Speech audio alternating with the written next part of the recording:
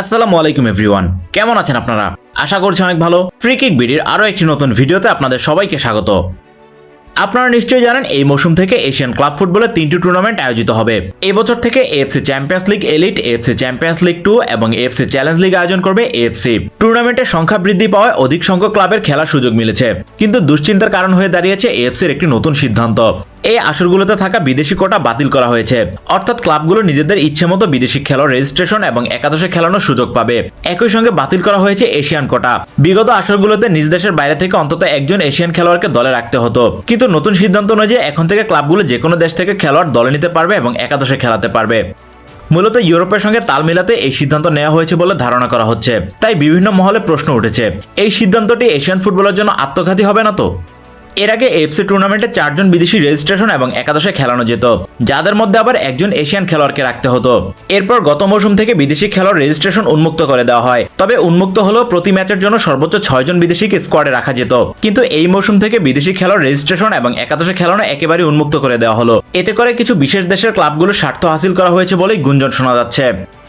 গত 2 মৌসুম ধরে বিপুল অর্থ বিনিয়োগ করে নিজেদের শক্তিমত্তা জানান দিচ্ছে সৌদি আরবের ক্লাবগুলো। বিশ্বের নামিদামি খেলোয়াড়দের দলে ভিড়িয়ে পুরো বিশ্বে আলোড়ন সৃষ্টি করেছে তারা। মূলত পর্তুগিজ তারকা ক্রিস্টিয়ানো রোনালদো আল নাসেরে যোগ দেওয়ার পর থেকেই সৌদি আরবের দিকে নজর পড়ে সবার।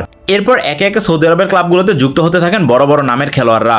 সৌদি ক্লাবগুলোতে রয়েছে Neymar junior, Karim Benzema, Sadio Mane, Moussa দিয়াবি, Ruben Neves কিংবা রিয়াদ মাহরেজের মতো তারকারা। এক কথায় সৌদি ক্লাবগুলোতে তারকাদের মিলন মেলা ঘটেছে। কিন্তু এএফসির 6 বিদেশি খেলানোর নিয়ম থাকায় গত আসরে অনেক তারকাকে দলের বাইরে রাখতে হয়েছে। এরপর থেকেই সৌদি আরবের ক্লাবগুলো বিদেশি কোটা বাতিল করার দাবি জানায়। অবশেষে তাদের দাবি মেনে নিয়ে বিদেশি কোটা বাতিল করে উন্মুক্ত করে দেওয়া হয়।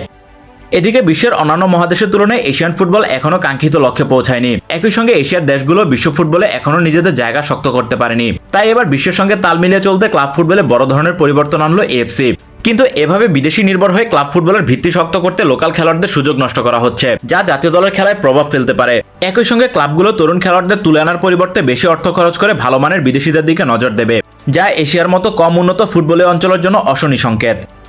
এছাড়া বিদেশি কোটা উন্মুক্ত থাকায় ক্লাবগুলোর আর্থিক অবস্থা দৃশ্যমান হবে, কারণ এখন যে যত বেশি অর্থ খরচ করতে পারবে সে ততই শক্তিশালী দল গড়তে পারবে। কিন্তু সব দেশের ক্লাবগুলোর তো আর আর্থিক অবস্থা ভালো নয়, তাই তারা নিজেদের সামর্থ্য অনুযায়ী দেশীয় কিংবা কম মানের বিদেশিদের দলে নেবে। তাই খেলার আগে একটা বিশাল পার্থক্য তৈরি হয়ে যাবে।